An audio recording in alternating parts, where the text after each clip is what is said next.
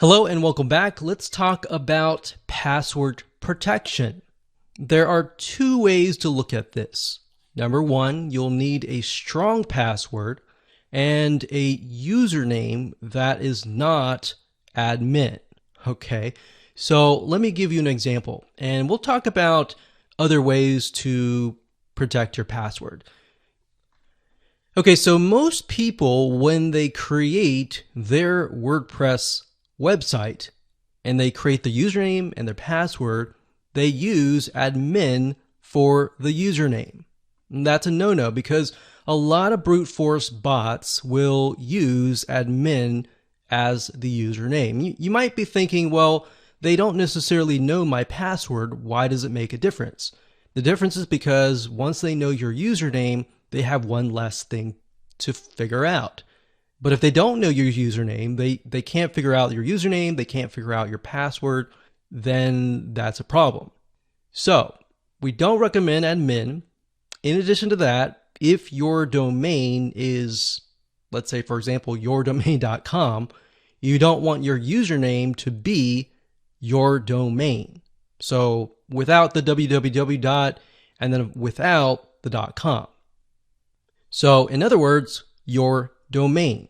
You don't want that as your username because we have seen bots evolve and begin to get smart, and they know that you're not going to use admin. So you're probably going to use your domain. You're probably going to also use your name. So they're going to try to gather tons of data about you and use that as your username. So the next thing would be your name. Your first name they'll try, the last name they'll try, and they'll try your first name and last name together. And of course, it's going to evolve. So your username you want to figure out may not necessarily relate to you, but maybe something random.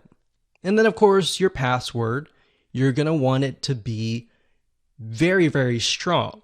By that I mean you don't want it to be your birth date. You don't want it to be your dog's name. You don't want it to be something that is relatable to you. You want it to be something very complex. So let me give you an example of this. Typically with a very strong password, you want to use numbers. You want to use capital letters. So you could do something like this. Put a bunch of numbers and then lowercase numbers, and then you're going to want to put some characters. So characters, we're going to put shift. These are the characters. So those are characters. So the bot is going to try for the password different things, different numbers, different variations, different combinations. So you want to make sure that it's very complex. Now, bear in mind, you're not going to remember this very strong password. So what do? Do you write it down on a piece of paper, or can you use maybe a password manager? Password managers are actually what we're going to talk about next. There are two that we actually recommend. The first one is LastPass. So LastPass.com. For personal use, it's actually free. And you don't have to pay anything, but you can also upgrade to the premium. The reason why LastPass is very secure is in order to get access to your account, you have to log in with your master password. Now, if you're utilizing the Chrome extension, the mobile app, or anything, you have to have that master password. Now, what's interesting is you cannot retrieve that master password from the site. So if you ever were to forget what that master password is, then you may as well say goodbye to all of your logins.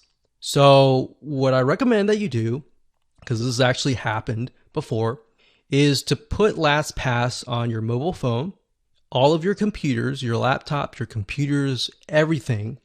And that way you keep it backup, because if you were to ever forget the master password on your computer, for example, you can still log into it via your smartphone or your other computer. So that's the big difference with LastPass and other password managers. Now, LastPass is very secure, especially when you buy the premium version. It's extremely secure. Now, what's nice about LastPass is it will analyze your passwords and it'll actually tell you if your passwords are weak. And it will tell you a lot of things. So you can actually store a lot of private information such as bank cards, bank accounts, driver's license, passwords, passports, and more. So it's not just passwords alone.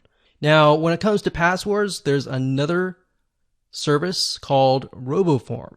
RoboForm does cost money. However, based on our experience, RoboForm has been very, very well. Just like LastPass, you can install this on all of your computers, on all of your smartphones, and it's very, very easy to use. Now, you might be asking, well, what's the difference between RoboForm and LastPass? To be frank and honest, both of them are very, very similar, except, like I said, LastPass focuses on other things, other private information. So I recommend just go ahead and pick one of these, LastPass or RoboForm. Either one is good because we've actually tested them out, and that's it.